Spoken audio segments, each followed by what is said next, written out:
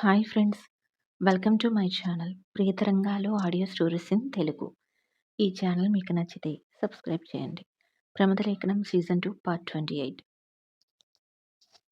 ప్రమద తన్ని పూర్తిగా హత్తుకుపోయేసరికి చాలా షాక్ అయిపోతాడు అమన్. ఎప్పుడూ ఎవరూ తనకలా దగ్గరగా రాలేదు. మొదటిసారిగా ప్రమద అంత దగ్గరగా వచ్చేసరికి ఇంకా ఆమె సున్నిత భాగాలు కూడా పూర్తిగా తనను తగులుతూ ఉండడంతో అతనిలో తెలియని అలజడిని కలిగిస్తాయి. ఫుల్ ఫ్రీజ్ అవుతాడు కొద్దిసేపు. వెంటనే తేరుకొని ఆమెను దూరం జరుపుతాడు. హలో మేడం, ఏంటిది అంటాడు కోపంగా. అమను కోపం చూసి ఏం మాట్లాడాలో అర్థం కాలేదు ఆమెకి. తాను చేసిన తప్పు తెలిసి వచ్చింది. ఇప్పుడు అతను తన అమన్ కాదు కదూ అనుకుని మనసు బాధగా మూలుగుతుంది. సారీ సార్, చాలా భయమేసింది.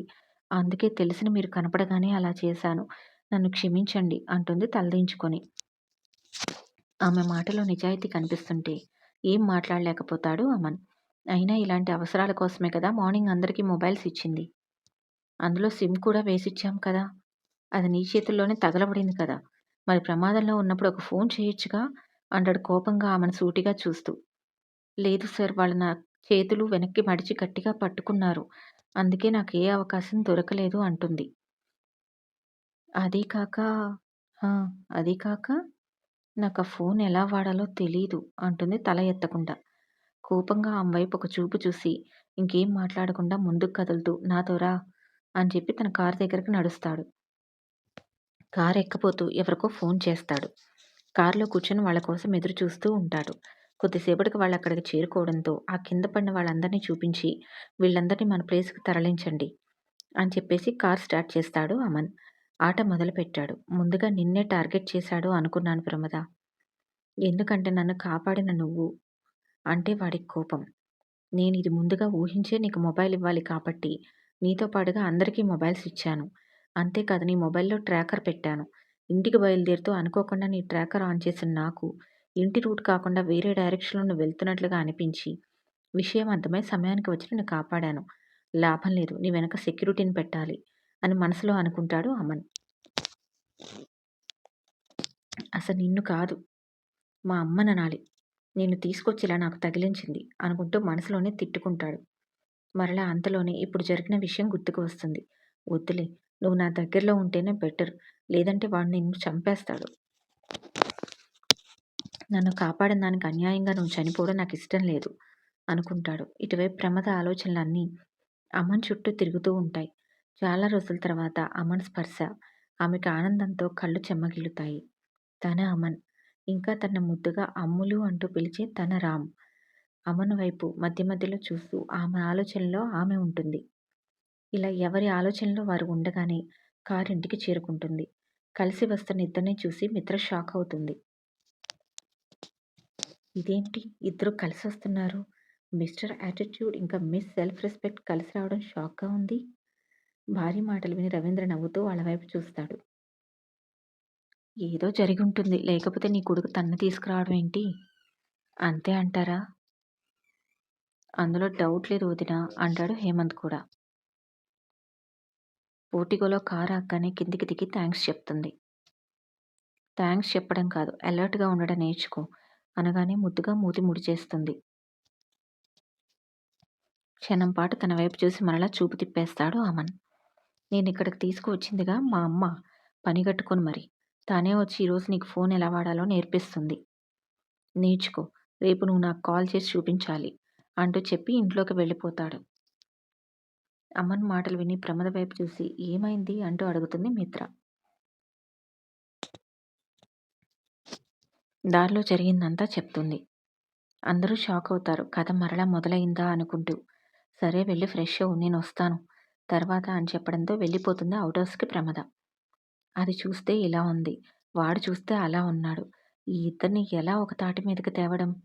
వదినా, టైం వస్తే వాళ్ళిద్దరి మధ్యన మరిచిన ప్రేమ మరలా జ్ఞాపకం వస్తుంది. నువ్వు దిగులు పడకు అంటాడు హేమంత్. హా అంటూ లోపలికి వెళ్తుంది.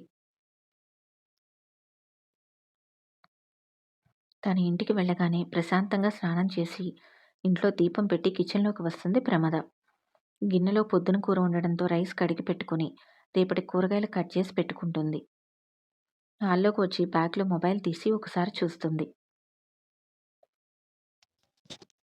అటు ఇటు నొక్కి చూస్తుంది. ఎటు చూసినా అది ఆన్ అవ్వడం లేదు. హ్మ్. ఏమిటో ఇదేమో ఆన్ అయ్యి చావడం లేదు. ఆన్ అయితే ఏదో ఒకటి నొక్కి ఎలాగోలా నేర్చుకుందాం అంటే, అంటూ మొబైల్‌ని తిట్టుకుంటున్న సమయంలో డోర్ బెల్ మోగడంతో ఫోన్ పక్కన పెట్టి వెళ్లి తలుపు తీస్తుంది ప్రమద.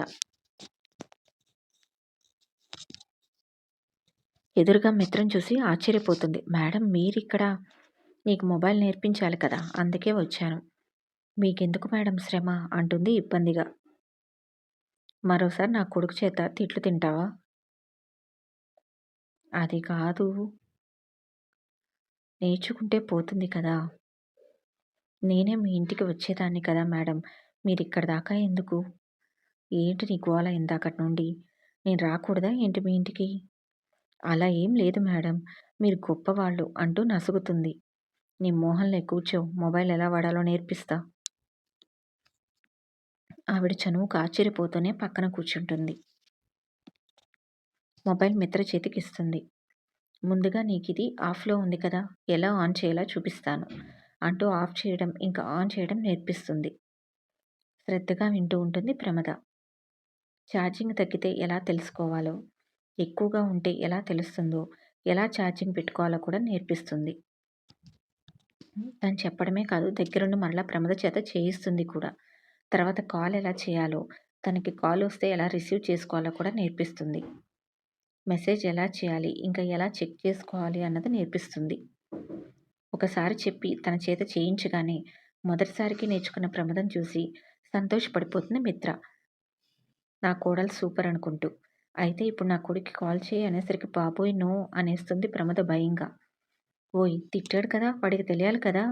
నీకు కూడా ఆపరేషన్ వచ్చిందని. చెయ్యి ముందు అంటూ గతంగానే అమనకు కాల్ చేస్తుంది. ప్రమద నుండి కాల్ వస్తూ ఉండేసరికి ఇదేంటి ఈ అమ్మాయి మొబైల్ నుండి కాలొస్తుంది. కాల్ చేయడం మేడంకి రాదుగా అనుకుంటూ కాల్ లిఫ్ట్ చేసి హలో అంటాడు. భయంతో వెంటనే కాల్ కట్ చేస్తుంది ప్రమద. మిత్రకేమీ అర్థం కాక ఏమైంది? అమ్మను కాల్ లిఫ్ట్ చేయలేదా? అంటూ అడుగుతుంది. లేదు మేడం లిఫ్ట్ చేసి హలో అని కూడా అన్నారు. నాకే భయం వేసి ఫోన్ కట్ చేశాను అంటుంది కంగారుగా. మా తల్లే నేను నీకు నేర్పించిన దాన్ని ఫోన్ కట్ చేయడంలో చూపించావా?